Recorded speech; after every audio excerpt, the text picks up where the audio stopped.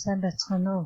За өнөөдөр 2 дугаар бие даалтын жишээг тайлбартаа хүргэе.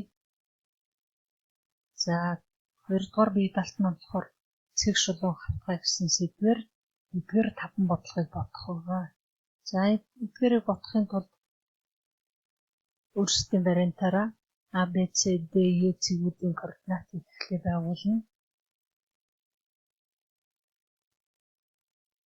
За тэгээд таван бодлогоо нэг өгөгдөлтөөр бүгдийг нь бодож болно. Бодлого тус бүрийг A4 цаасан дээр тусад нь хийж болно. За тэгээд таван бодлогыг нэг өгөгдөлтөөр хийсэн жишээг хөдөлгөөнтэй жишээгээр тайлбарлаж харуулъя. За эхний ээлжинд A-гийн x утга y утга x y-гээр A1 штрих A xz-ээр A2 штрих гэх ингээд 5 цагийн координата байгуулна. За мэдээж A, B, C зэрэг альфа хавтгайг зурна. За мөн D, E шулууныг бас зурх байгаа. За нэгдүгээр бодлого маань болохоор альфа хавтгайтай D, E шулууны огтлцох цэгийг тодорхойлох ёстой. За тэгэхээр тул D, E шулууныг дайруулад гамма туслах хавтгай авна. Гамма туслах хавтгай альфа хавтгайтай огтлцсон огтлолын шугамыг байгуулна.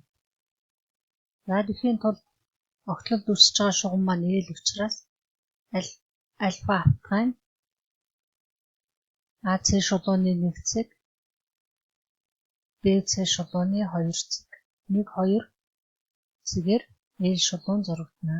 Өөрөөр хэлбэл альфа болон гамма хавтгай огтлцлын шугам юм аа. За огтлолд үүссэн L шугам маань өгөгдсөн DE шулуунтай огтлцсон цэг нь K цэг. За K цэгийн нөгөө баригцыг байгуулна. За нэгдүгээр бодлого маань бодогдлоо. Хоёрдугаар бодлого маань болохоор D цэгээс альфа хавтгай хүртэлх зайг тодорхойлох байгаа. За үүний тулд D цэгээс хавтгайд перпендикуляр шулуун болгоно. За тэгэхээр тул бид мэдээж төвшний шулуун татдгаа мэднэ. За C оройг дайруулад хэвтээ төвшний шулуун татлаа. Хэвтээ төвшний шулууны энэ 3 цэг AC-ийн цэг байгаа. AC дээр 3. C-тэй холбоо татах юм бол хэвтээ төвшний шулуун. За энэ хэвтээ төвшний шулуунда D цэгийг дайруулад перпендикуляр шулуун татчих.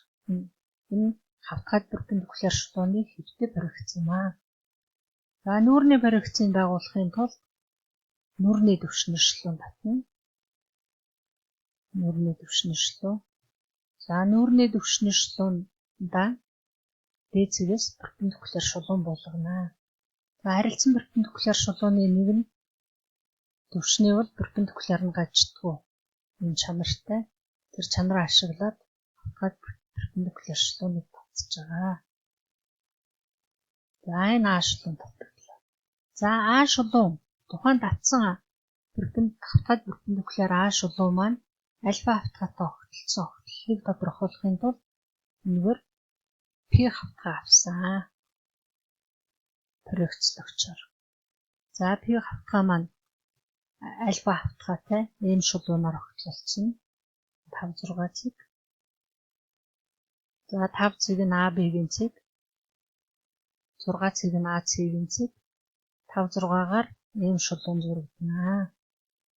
За тухайн M шулуунтай А шулууны огтлцсон цэг нь L цэг юм аа. L маань болохоор хавтгайд перпендикуляр шулуун альфа хавтгайтай огтлцсон цэг. За одоо мэдээж D цэгээс хавтгай хүртэлх зайг тодорхойлохын тулд DL-ийн бодит хэмжээг тодорхойлох шаардлагатай байна. За үүний тулд дельта Y зайгаа хэмжиж аваад D-ийн төгсгөлөөс А шулуунда перпендикуляр болгоно. За дельта Y зайгаар перпендикулярыг авлаа. Дельта одтой цэгийг L-тэй холбоо татах юм бол дээд цэгээс альфа хавтгай хүртэлх зай маань гарч ирж байгаа. За одоо энэ дээр бодлогын нөхцөл ёсоор 3 дугаар бодлого маань болохоор альфа хавтгайгаас 45 мм-ийн зайтай бета хавтгайг татах байна. За тэгэхээр энэ бодит хэмжээн дээр 45 мм хэмжиж авна. 45 мм-ийн зайтай F цэгийг олохын тулд бодит хэмжээнээс 45 хэмжсэн бол шулууны проекц руу перпендикуляр буулгаад F цэгийн нүүрний проекц за мөн хэвтэй проекцийг тодорхойлчихно. За энэ F цэгээ дайруулад альфа хавтгайтай параллел хавтгай татна. Тэгэхийн тулд нүүрний түвшний эшелонтой нүүрний түвшний эшелоны параллел татлаа. Хэвтэй түвшний эшелонтой хэвтэй түвшний эшелоны параллел татлаа. За ингээд альфа хавтгайтай параллел бета хавтгай хэвтэй проекц зурагдлаа. За нүүрний проекц дээр мөн адилхан параллел татаад нүүрний проекц зурнаа бета хавтгай. За дараагийн бодлого маань 4-р бодлого маань болохоор DE шулууныг дайруулж альфа хавтгайд перпендикуляр хавтгай татах ёстой.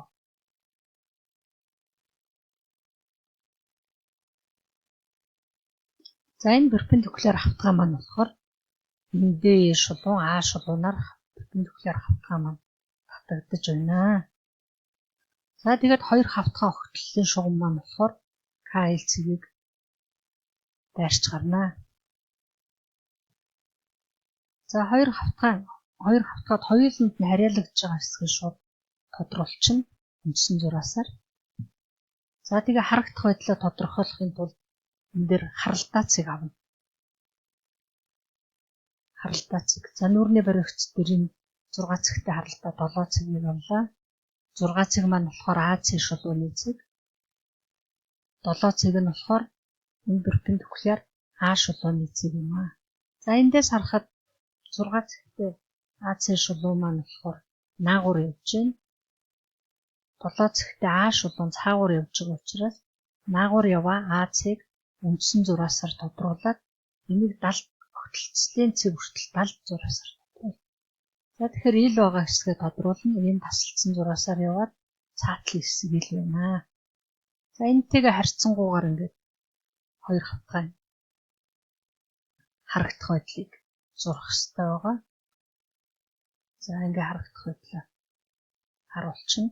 Энэ хэсэгт болохоор одоо DE шулууны энэ хэсэг ил байгаа учраас AC шулууны энэ хэсэг 70-д явнаа.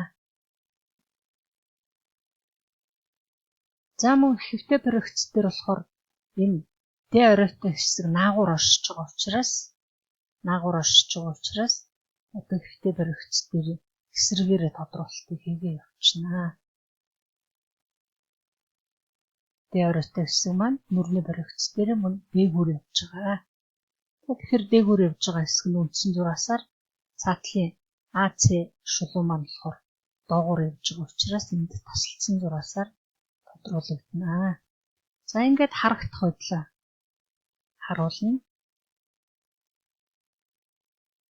Харагдах байдал дээр болохоор 70 зураасаа тасалдсан зураасаар харуулна. Энэ тасалдсан зураасны урт болохоор 4 мм урттай хоорондох зай 1 мм нарийн зураасаар хийж өгнө.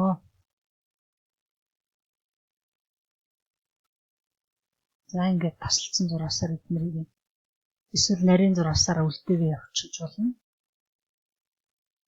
За сүүлийн бодлого маань болохоор 5 дугаар бодлого маань альфа хавтгай проекцийн арины хавтгайд үүсгэх үндсийг тодорхойлох ёстой. За үүний тулд B оройгоос хэвтэй түвшний эшелонд нь перпендикуляр буулгалаа. Энэ Q альфа гэсэн эшелон татагдж байна. За энэ 8 цэгийг тэмдэглээд B-гээс 8 цэгийг дайрсан Q альфа шулууны бодит хэмжээг тодорхойлно гэдэг маань налсан үндсийг тодорхойлж байгаа хэрэг юм аа. За энэ 8 болон B-гийн дельта Z дахь эндээс энэ хүртэл байна. За B-ийн төгсгөлөөс перпендикуляр шугам буулгалаа. Дельта Z утгаа хэмжиж аваад цэгээ тасланаа. B-ийн оттой.